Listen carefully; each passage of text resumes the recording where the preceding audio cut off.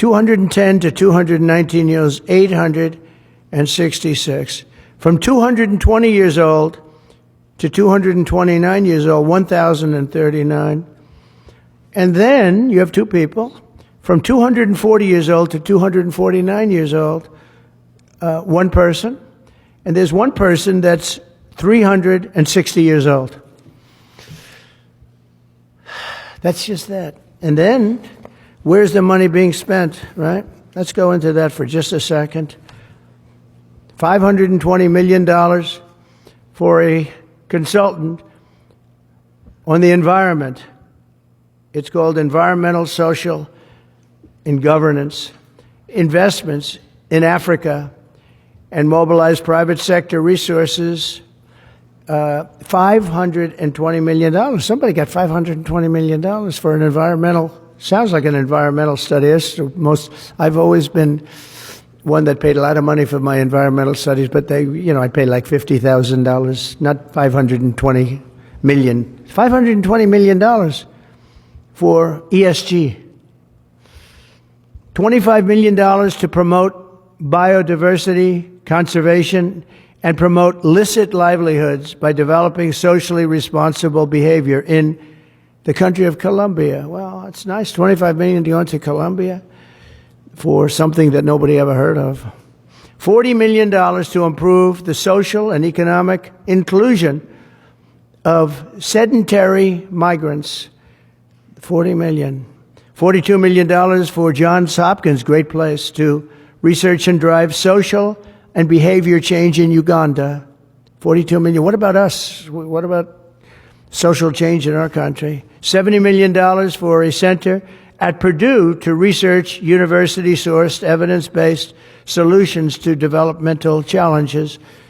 I mean, these are massive numbers on things that nobody ever heard about. $10 million for Mozambique voluntary medical male circumcisions. $10 million for circumcisions in another country. $9.7 million for UC Berkeley to develop a cohort of Cambodian youth with enterprise-driven skills. In other words, let's teach them something about enterprise. What about our people? Can't we teach them about enterprise? $2.3 million for strengthening independent voices in Cambodia. $32 million to the Prague Civil Society Center, which is a very liberal group of people. Wonder how much of that money came back to the people that approved it.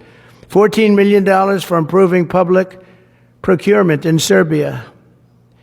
$486 million to the Consortium for Elections and Political Process Strengthening, including $22 million for inclusive and participatory political process in Moldova, and $21 million for voter turnout in India. Well, why are we giving $21 million to India? They got a lot of money. They're one of the highest taxing countries in the world in terms of us. We can hardly get in there because their tariffs are so high. I have a lot of respect for India. I have a lot of respect for the Prime Minister. He just left, as you know, 2 days ago. But we're giving $21 million for voter turnout. It's voter turnout in India. What about like voter turnout here? Oh, we've done that, I guess. We did $500 million, didn't we? It's called the lockboxes. $20 million for fiscal federalism in Nepal. Listen to these numbers. This is all fraud. $19 million for biodiversity conservation in Nepal. $1.5 million for voter confidence. We want to give them confidence in Liberia. $14 million for social cohesion in Mali. $2.5 million for inclusive democracies in South Africa. $47 million for improving learning outcomes in Asia. Asia's doing very well. They're doing a lot better than we do in the schools, aren't they? $2 million to develop sustainable recycling models to increase socioeconomic cohesion among marginalized communities in Kosovo and Escali, and in Egypt. We're talking about hundreds of billions of dollars. I could, by the way, I could read this all day long. I could go on all day long, and you'll see hundreds of billions of dollars, and we're doing it. But when I saw the Social Security numbers, I said, wow, that's really something. So we have let's just go above 100 years old. We have millions and millions of people over 100 years old. Everybody knows that's not so. We have a very corrupt country, and it's a sad thing to say, but we're figuring it out. Now, the good thing about Social Security and what I read is if you take all of those numbers off, because they're obviously fraudulent or incompetent, but if you take all of those millions of people off Social Security, all of a sudden we have a very powerful Social Security with people that are 80 and 70 and 90, but not 200 years old. You know, so it's a very positive thing. How about over here? Yeah. I don't know. I mean, I resigned or got fired. I think got fired. You know, when you fire somebody, they always resign, and then they say, we resigned. But when you have numbers like that, I think really it's got fired. They have to get fired. Who would keep them? How could you have numbers like this? Now, the big thing is, how many of these people got paid? Were they getting paid?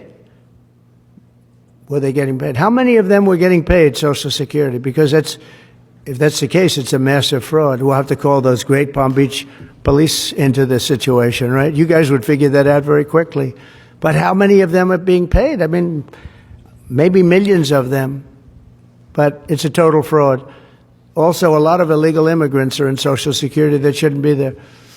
Yeah, please, go ahead. No, not at all. I think we have to just do what we have to do. It's, you know, you're going to, it's amazing what's been found right now. It's amazing. If we feel that in some cases they'll fire people and then they'll put some people back, not all of them, because a lot of people were let go. Don't forget, I got elected on the basis of making our government stronger and smaller.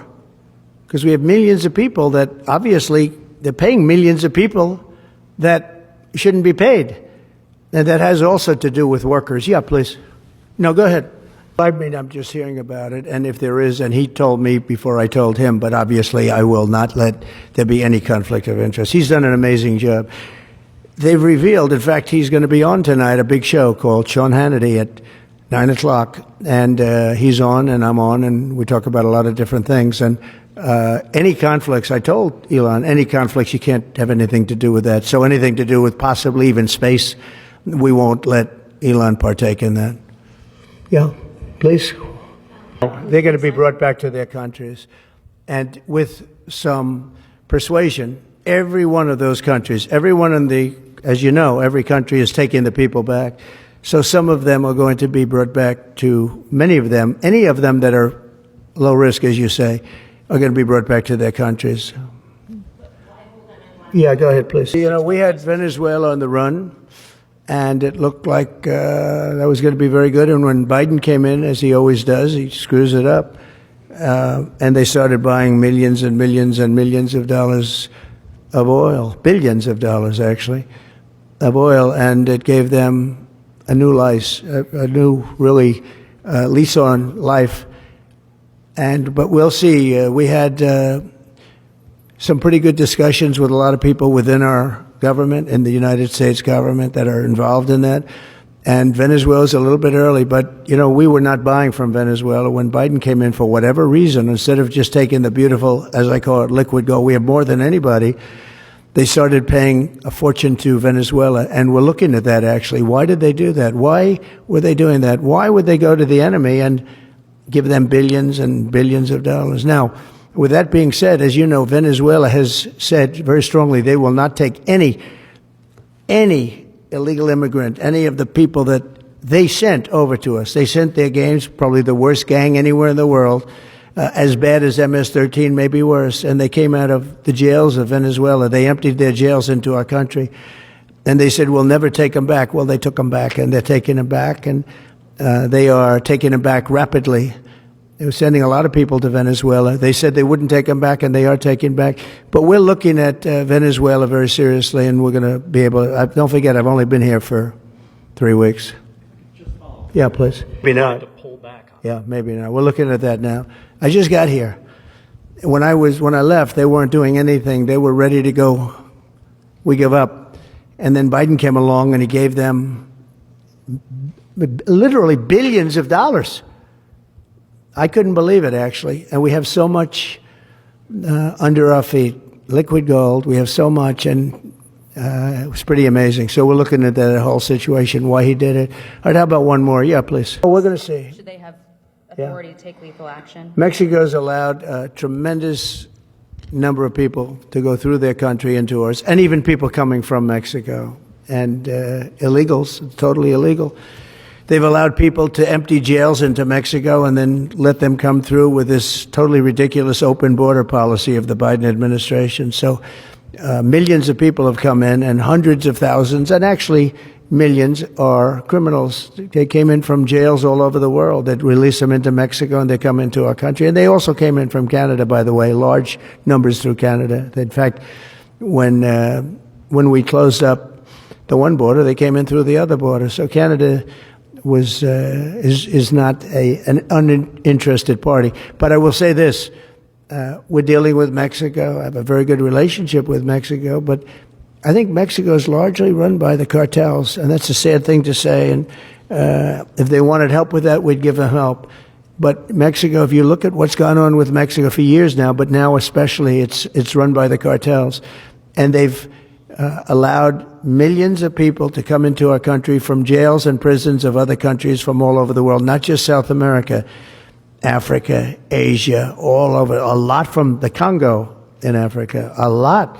They opened their jails, they came in through Mexico, and we have some of the worst criminals coming in from the Congo and other places. So it's not just South America, and it's not just Venezuela, but they opened their jails. And you know, the crime rates in Venezuela and other places all over the world has gone way down. You know why? Because they've given us their prisoners, they've given us their drug lords and their gang members, and it's hard to believe that we accepted this. It's hard to believe that we allowed open borders, and we're taking in, hundreds of thousands and millions of people coming in from all over the world that are absolute stone-cold criminals. In fact, 11,088 murderers, and many of those people have murdered more than one person. Why are they giving us these people, and why are we taking these people under Biden? You had a border czar that never went to the border. Happened to be a vice president, never went to the border, never called the border people. I call them all the time. I speak to them all the time. But here's the good news. We have the most secure border we've ever had right now. As secure and even more secure than I had it 4 years ago. And the Border Patrol is doing incredible. ICE is doing incredible.